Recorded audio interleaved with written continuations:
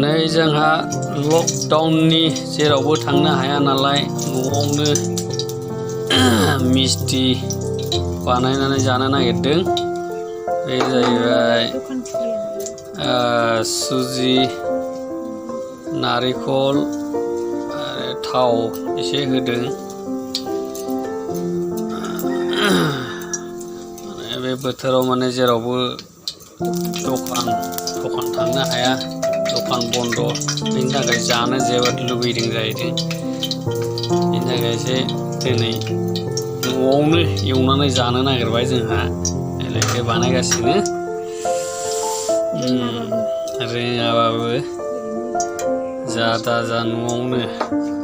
बे जाबाय गाइखेर, ओमफ्राय नै बानायगासिनो दं जोंहा। वा तेल एन्ड मिस्टि एरबाय थानांगौ एसे मोनबा जानोसै आरो माथोबाव। आरो ओरैबो बानायदों बैलायथो आथानि बानायदों। एसे खेंहरलाय, एसे खेंहरलाय, एसे बोखारलाय। लॉकडाउन के लिए आज थोड़ा घर में कुछ बना रहा है मिस्टी। कोई रेस्टोरेंट भी नहीं है, कोई दुकान भी नहीं है, बंद है सब कुछ, इसलिए घर में बना रहा है। ये है खाने का मिस्टी, तेल से बनाएगा अभी। और यह सूजी है,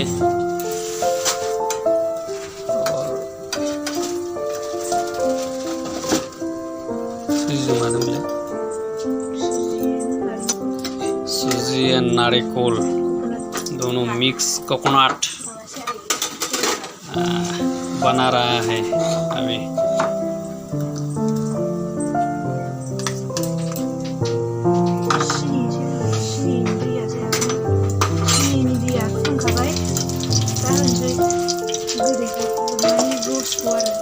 ये बना रहा है, हो रहा है अभी।